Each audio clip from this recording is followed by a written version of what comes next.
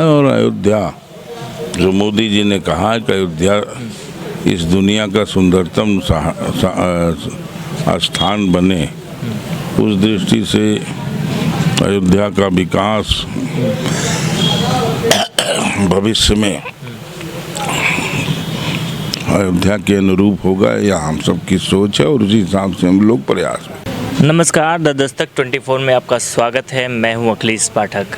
मैं अयोध्या में हूं और हमारे साथ अयोध्या से सिटिंग सांसद लल्लू सिंह जी हैं।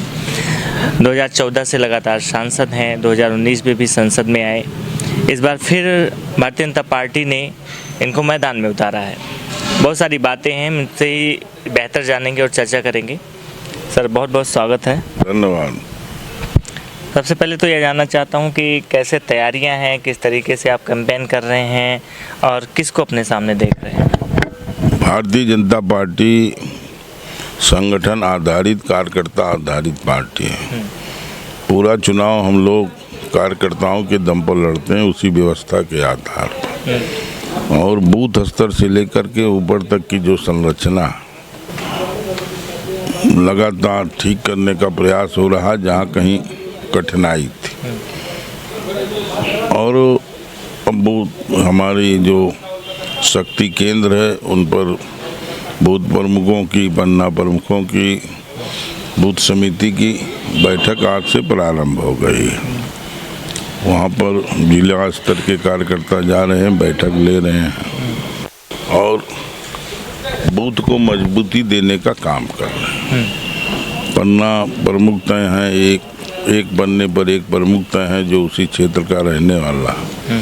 वो 60 वोट का के बीच में कैंपेन भी करेगा और डलाने का काम भी करेगा। कहीं ना कहीं एक पूरा सीरीज बना करके रखा है कि उसी सीरीज के तहत काम हो। भारतीय जनता पार्टी का एक काम करने का अपना तरीका है, पहले से भी करती रही है, कोई पहली बार नहीं।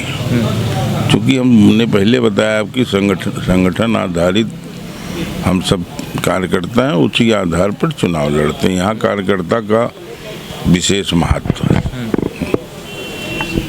चूँकि आप भी चुनाव राजनीति में काफ़ी सक्रिय हैं, काफ़ी दिनों से आपको नॉलेज है राजनीति का, और आपके सामने इंडिया गठबंधन ने समाजवादी पार्टी के प्रत्याशी को यानी अवधेश प्रसाद को मैदान में उतारा है। वो भी बुजुर्ग हैं और उनकी भी काफ़ी उम्र है और उन्होंने भी बहुत समय राजनीति में दिया है। क्या उनको आप टक्कर में देख रहे हैं या नहीं?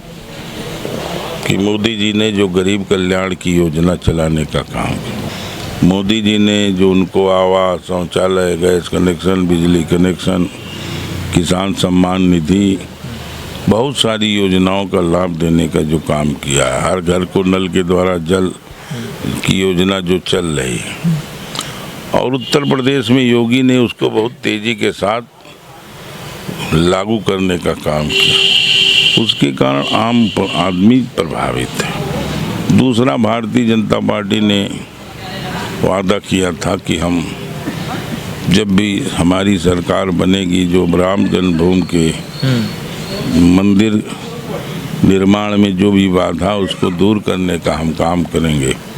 पूज्य संतों के नेतृत्व में वहाँ आंदोलन चल रहा था, उसमें हम लोग सहभागी भी थे उस आंदोलन में।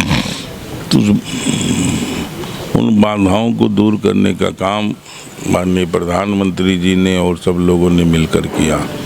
उच्चतम न्यायालय ने श्री राम जन्मभूमि के पक्ष में फैसला किया और आज वहाँ भव्य राम का मंदिर बन गया है।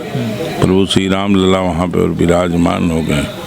लाखों की संख्या में लोग दर्शन करने आ रहे हैं। सबकी श्रद्धा है, भावना है। इस 2019 में ये मुद्दा था, राम मंदिर बनेगा, लोगों ने भरोसा किया, वोट दिया, राम मंदिर बना।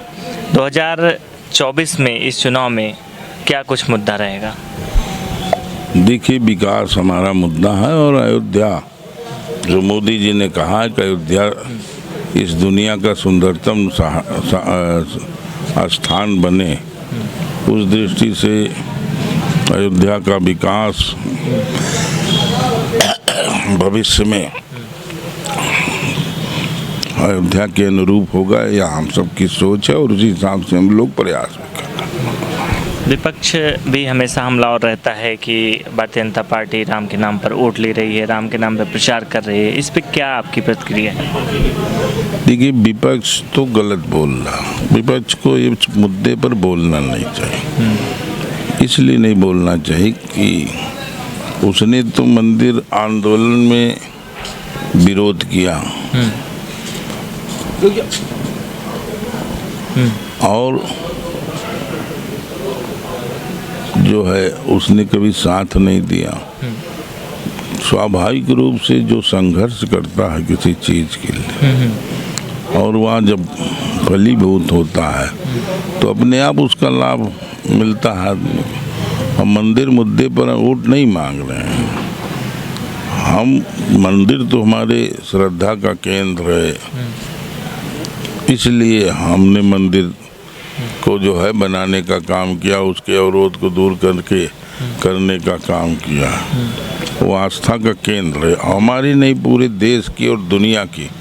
जो प्रभु श्री राम के जीवन चरित्र को जानते हैं, जिन्होंने पढ़ा है, जिन्होंने सुना है, सबकी श्रद्धा प्रभु श्री राम के प्रति है। और पूरी दुनिया चाहती थी कि प्रभु श्री राम का भव्य मंदिर बने। आज बन गया अगर, तो स्वाभाविक रूप से जिन लोगों ने बनवाने में सहयोग किया, जिन लोगों ने संघर्ष किया, उसका अवयस तो उनको अपने आप मिलेगा। उसमें कहने की कौन सी बात, तो उसमें इनको बोलना ही नहीं चाहिए। अच्छा भाई, आप क्यों नहीं उस मंदिर आंदोलन में सहभागी बने? किसी ने आपको रोका था? बिल्कुल।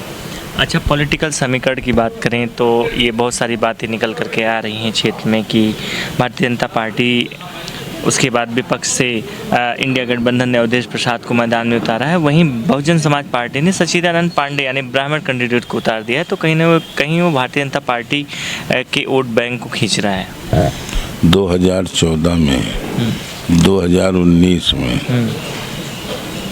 जो समीकरण की लोग बात करते, इस आधार पर चुनाव हुआ है।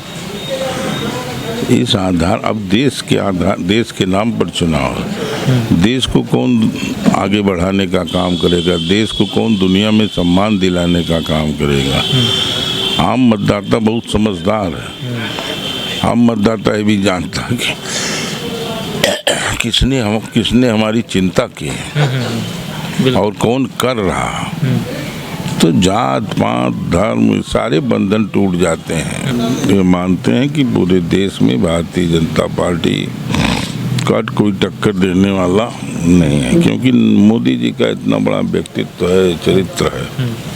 कहीं ना कहीं वो ब्रांड की जो छवि है वो दिखाई दे रही धरातल में। जी जी जी जी। कुछ संदेश देना चाहते हैं क्षेत्रवासियों के लिए? आपके चैनल के माध्यम से सभी लोकसभा क्षेत्रवासियों को निवेदन करना चाहते हैं कि अयोध्या के विकास के लिए भारतीय जनता पार्टी के कमल चुनाव चिन्ह पर भारी से भारी मतदान कर उसको जिताने का। बहुत बहुत शुक्रिया।